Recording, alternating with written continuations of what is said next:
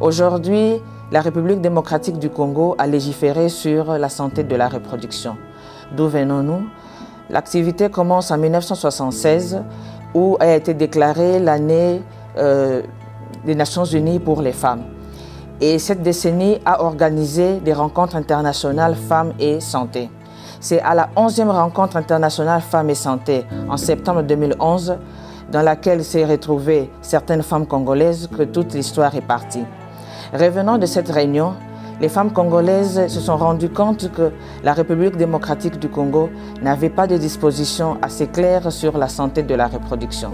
C'est comme ça qu'en décembre, ils ont eu à élaborer un draft par des consultants qui ont préparé un draft.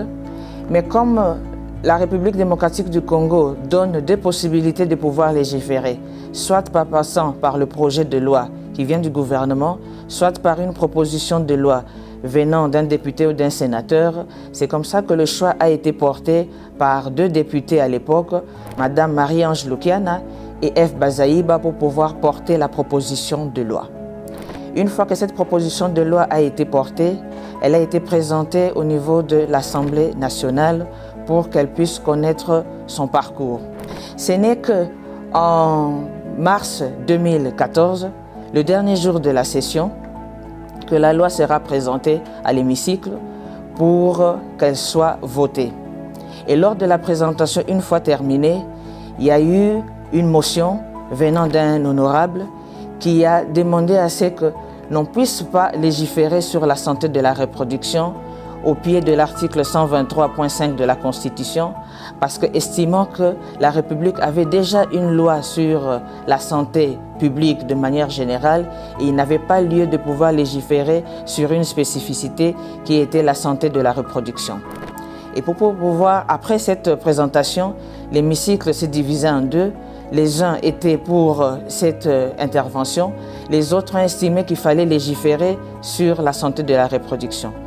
Pour pouvoir départager les deux parties, le président de l'Assemblée a saisi la Cour suprême de justice, faisant office de la Cour constitutionnelle pour pouvoir répondre sur la constitutionnalité de la proposition de loi sur la santé de la reproduction. Une fois saisie, la Cour suprême de justice a reçu un mémo des organisateurs pour pouvoir donner la quintessence de ce projet.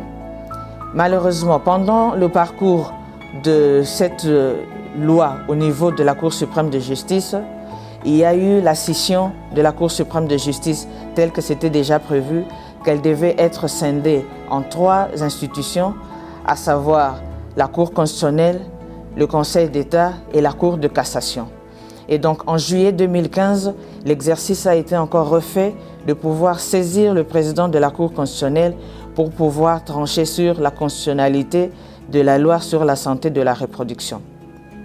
La Cour constitutionnelle a répondu à cette demande en disant qu'il était constitutionnel que l'on puisse légiférer sur la santé de la reproduction. Pendant ce temps, on s'est rendu compte au niveau du pays que la loi chère qui a été présentée par l'honorable sur laquelle il disait qu'il y avait une loi sur la santé de la reproduction, de la santé publique de manière générale, on s'est rendu compte que la loi n'a jamais été promulguée, n'a jamais été votée. Et donc il y a eu une initiation d'une autre loi sur les principes fondamentaux de la santé publique en République démocratique du Congo. Étant devant deux lois, une sur la santé de la reproduction et une autre sur la santé en général de santé publique, le président de l'Assemblée nationale a demandé à une de l'initiatrice de la proposition de loi de pouvoir rencontrer l'autre député qui présentait la loi sur la santé de manière générale pour que cette loi ne fasse qu'une. Et c'est comme ça qu'il y a eu encore un troisième mémo qui a été adressé au président de la commission mixte paritaire, PAJ et socioculturelle pour pouvoir présenter une loi, la loi fixant les principes fondamentaux de la santé publique en RDC, mais en contenant des dispositions favorables sur la santé de la reproduction. Et donc, la loi a été votée en première lecture à l'Assemblée nationale et ensuite, en novembre 2018, elle a été votée au Sénat. Et après ce vote, la loi a été envoyée auprès du président de la République pour que le président de la République puisse la promulguer. Le 13 décembre 2018, la loi est promulguée et elle est publiée au journal officiel le 31 décembre 2018, telle que l'exige la loi en République démocratique du Congo. Qu'est-ce que nous pouvons retenir de grandes lignes de ces dispositions qui sont contenues dans la loi générale sur la santé publique? C'est qu'on a pu légiférer, on a donné la possibilité à toute personne en âge de procréation de pouvoir bénéficier des services de la planification familiale.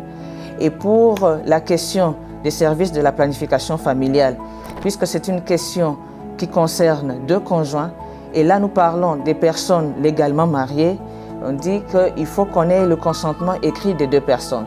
Et si ce consentement n'est pas là, et si les deux époux n'arrivent pas à s'entendre, ça veut dire l'époux qui demande un service a la primauté.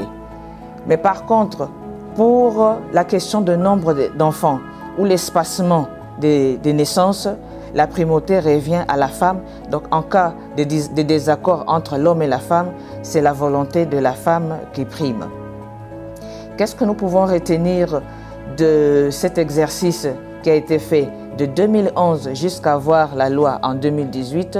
C'est qu'il y a des étapes qui ne sont pas prévues. Premièrement, le renvoi à la Cour suprême de justice faisant office de la Cour constitutionnelle n'était pas prévu. Et donc ce sont des éléments comme ça pendant l'exercice en cherchant à avoir une loi qui peut arriver. Mais ce que nous pouvons retenir premièrement, c'est quoi? Nous avons voulu, en fait tout le groupe, nous avons voulu avoir une loi sur la santé de la reproduction. Mais nous ne l'avons pas eu. Nous avons eu une loi sur la santé publique, mais nous avons été satisfaits parce que certaines dispositions dans cette loi concernent la santé de la reproduction. Et une autre leçon que nous avons retenue, c'est que, comme je l'ai dit au début, que les lois proviennent de deux bords, ça veut dire soit du gouvernement, soit de l'Assemblée nationale ou du Sénat. On s'est rendu compte que le projet de loi est plus facilement accepté que la proposition de loi. Parce qu'une proposition de loi vient soit du député, la chambre basse, soit du sénateur, la chambre haute, mais doit toujours passer par le gouvernement et donc le parcours est un peu plus long. Et par contre, quand ça vient déjà du gouvernement, le projet de la loi, c'est un peu plus facile. Et donc, aujourd'hui, nous sommes satisfaits d'avoir cette loi sur la santé de manière générale avec quelques dispositions concernant la santé de la reproduction. Et nous avons aussi des mesures d'application qui accompagnent cette loi. Et donc, nous pouvons dire que nous avons cheminé pendant longtemps. Mais aujourd'hui, nous avons la loi, nous avons deux mesures d'application, mais il y a aussi d'autres mesures qui restent, qui pourront être prises pour pouvoir accompagner l'effectivité de dispositions sur la santé de la reproduction reprises dans la loi sur les principes fondamentaux de la santé publique en République démocratique du Congo.